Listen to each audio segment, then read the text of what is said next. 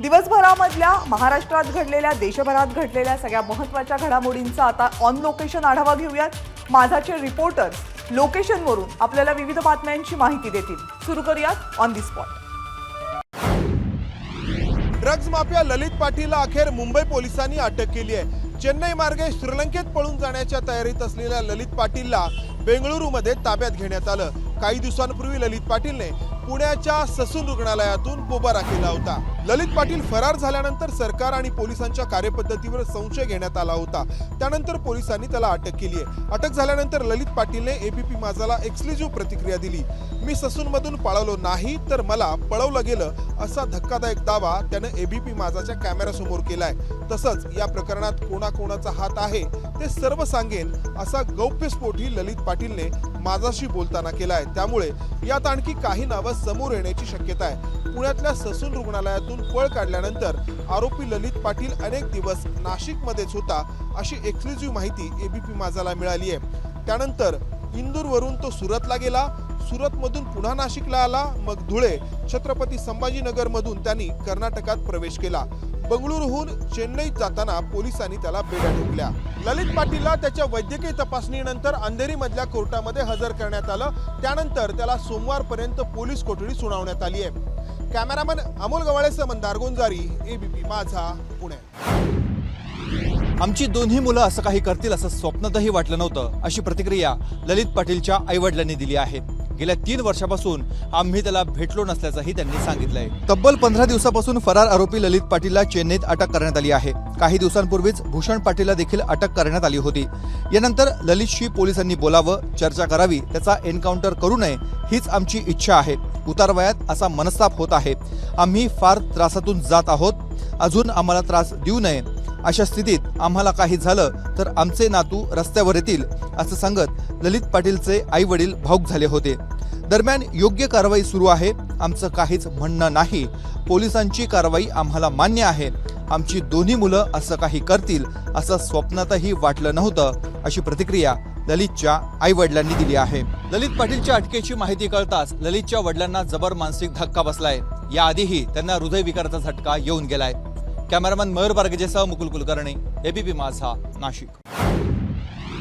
ललित पाटील प्रकरणी ठाकरे गटाच्या उपनेत्या सुषमा अंधारेंनी शिंदे गटावर गंभीर आरोप केलेत। दादा भुसे आणि शंभूराजे देसाईंची नार्कोटेक्स करायची मागणी सुषमा अंधारेंनी केल्यानंतर त्याला आता दोन्ही मंत्र्यांनी सुषमा अंधारेंना आव्हान दिलं आहे। ललित पाटीलची नार्कोटेक्स झाली पाहिजे।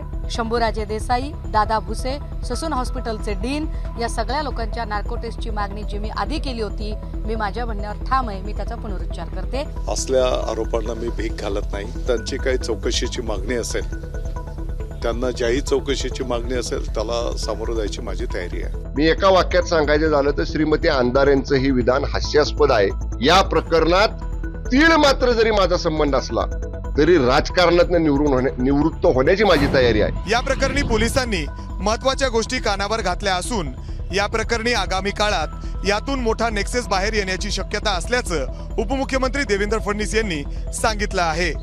कॅमेरामॅन विजय राऊतसह मी मिकी गई, एबीपी माझा, पुणे। कुणी काहीही मागितलेलं नाहीये। ज्यांना जेवढ्या जागा द्यायच्या तेवढ्या देऊ अशी प्रतिक्रिया राज्याचे उपमुख्यमंत्री आणि भाजपचे नेते देवेंद्र फडणवीस यांनी दिली आहे। येत्या लोकसभा निवडणुकीत शिवसेना शिंदे गटानं 22 जागांवर दावा केलाय। त्याबद्दल प्रश्न विचारल्यावर फडणवीस यांनी आपली प्रतिक्रिया दिली। साहेबांनी 22 जागा मागितल्यात, शिंदे साहेबांनी 22 जागा लोकसभेच्या चालवताय, कशाला मागणार आहेत? कोणी काही मागितलेलं नाही, काही नाही। आम्ही नीट बसून ज्याला जेवढ्या जागा द्यायच्या तेवढ्या देऊ। तुम्ही उगीच काही आकडे चालवू नका। शिवसेना शिंदे गटानं 48 मधल्या 22 जागांवर दावा केलाय। यातल्या 13 ज्या खासदारांच्या जागा आहेत त्या 13 जागा भाजप सोडायला तयार असल्याचं सांगितलं जात आहे। मात्र आता सत्तेत अजित पवार सामील झाल्यानंतर त्यांनाही लोकसभेतल्या काही जागा द्याव्या लागतील। त्यामुळे या 48 जागांचं वाटप हे कसं आणि कोणत्या फॉर्म्युलानुसार होणार हे बघणं महत्त्वाचं ठरणार आहे। कॅमेरामॅन अमोल गवाळेसह देव्यान यातलाबादकर, एबीपी माझा, पुणे।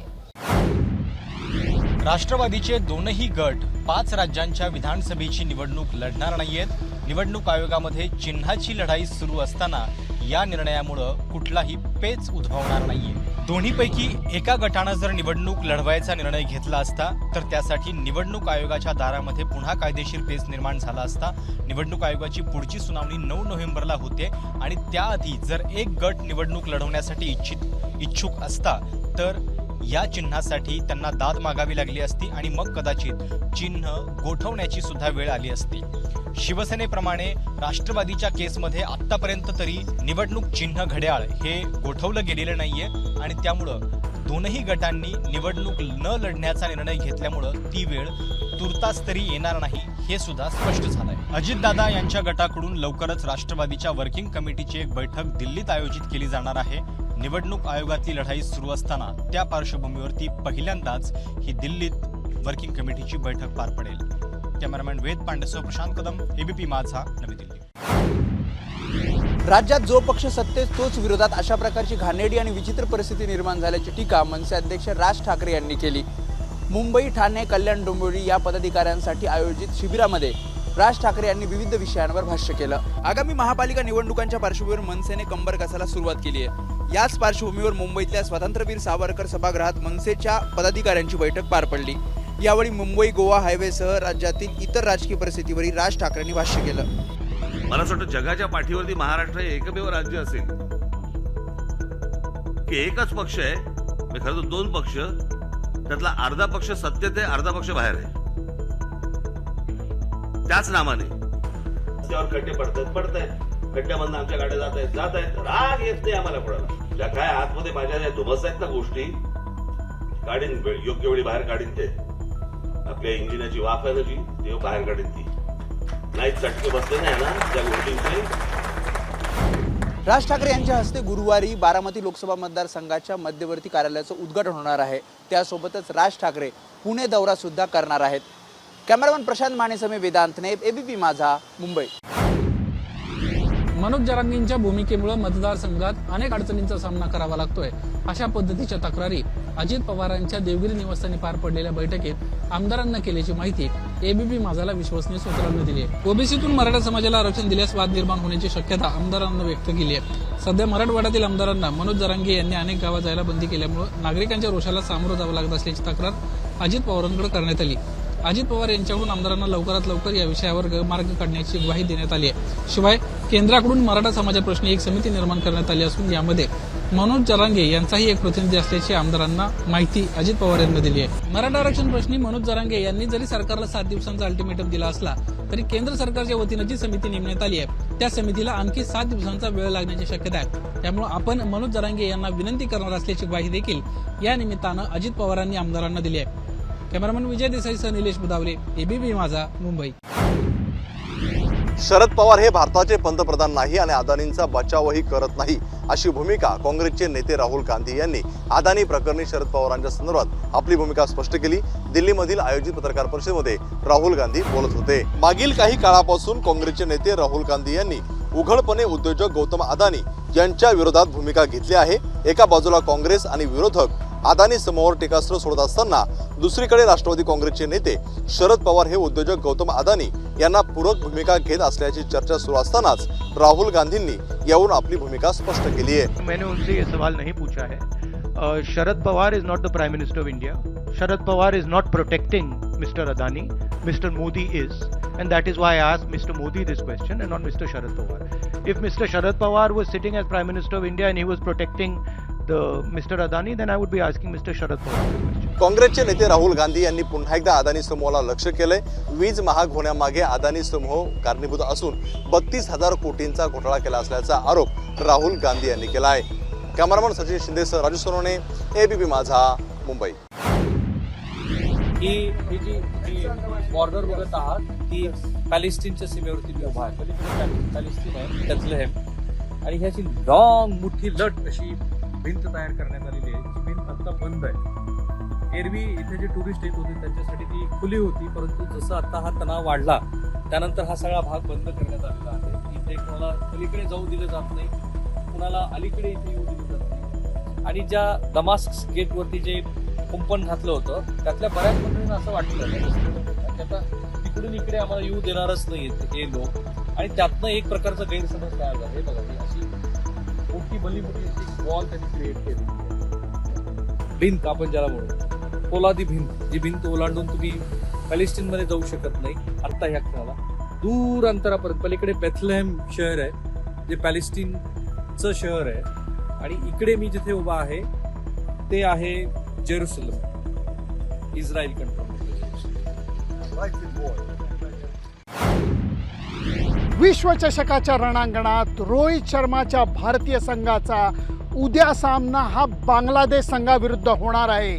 पुण्यातील गहुंजे येथील महाराष्ट्र क्रिकेट असोसिएशनने उभारलेल्या भव्य मैदानामध्ये हा सामना दुपारी 2 वाजता चालू होईल.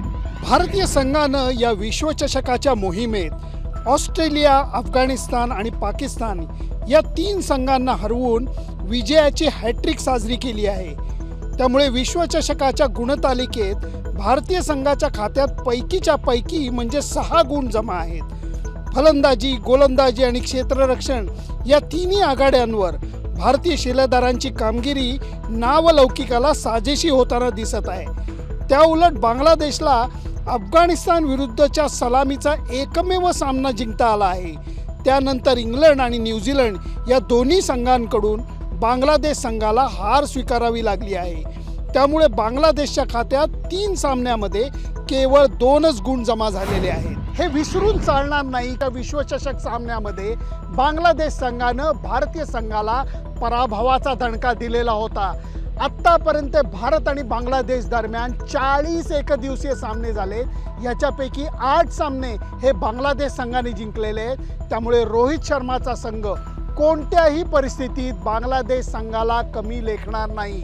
सुनंदन लेले, एबीपी माझा, गहुंजे स्टेडियम, पुणे. कोल्हापुरातील लोकसभेच्या दोन्ही जागावर शरद पवार गटाकडून दावा सांगण्यात आलाय, तर जयंत पाटलांचा मुलगा हातकणंगलेतून लोकसभेच्या रिंगणात उतरणार असल्याची चर्चा आहे. राष्ट्रवादी काँग्रेसचे अध्यक्ष शरद पवार यांच्या उपस्थितीत मुंबईत पक्ष कार्यालयात लोकसभा मतदारसंघ निहाय आढावा बैठक घेण्यात आली. या बैठकीत कोल्हापूर, हातकणंगले, रावेर, बारामती, शिरूर, सातारा, म्हाडा या लोकसभा मतदारसंघाचा आढावा घेण्यात आला. यावेळी बैठकीत कोल्हापुरातील दोन्ही मतदारसंघ राष्ट्रवादी काँग्रेस लढवत आली असून महाविकास आघाडीच्या जागावाटपातही हे दोन्ही मतदारसंघ आपल्याकडेच घेण्याची विनंती पदाधिकाऱ्यांनी घेतली. यावेळी प्रदेशाध्यक्ष जयंत पाटलांचे पुत्र आणि राजाराम बापू सहकारी साखर कारखान्याचे अध्यक्ष प्रतीक जयंत पाटील यांना हातकणंगलेतून उमेदवारी द्यावी अशी मागणी काही पदाधिकाऱ्यांनी केल्याची सूत्रांनी माहिती दिली. प्रतीक पाटलांनी अलीकडेच सरकारच्या कंत्राटी भरतीवर जोरदार टीका केली होती. याच निमित्तानं राष्ट्रवादी काँग्रेस पक्षाची 3री पिढीही सरकार विरोधात सक्रिय होताना दिसून येते. कॅमेरा पर्सन योगेश सोबत कुलदीप माने, एबीपी माझा, सांगली. ड्रीम 11 मध्ये वर्ल्ड कप मॅच वेळी पिंपरी चिंचवड मधील पोलीस उपनिरीक्षक सोमनाथ झेंडेंनी टीम लावली. हीच टीम अव्वल ठरली आणि झेंडेंना 1.5 कोटींची लॉटरी लागली. पण कोट्यधीश झाल्याचा हा आनंद त्यांचा क्षणिकच राहिला.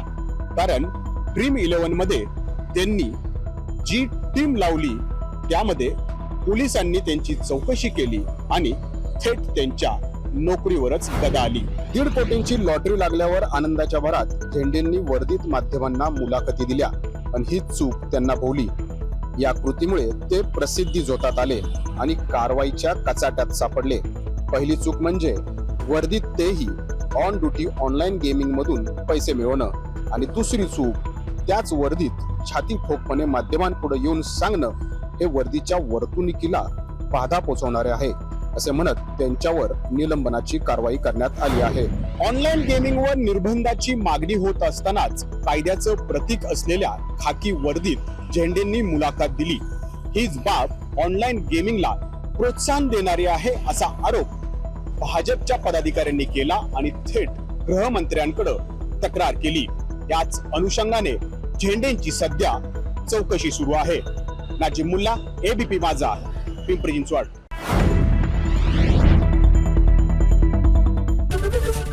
एबीपी माझा, उघडा डोळे बघा नीट.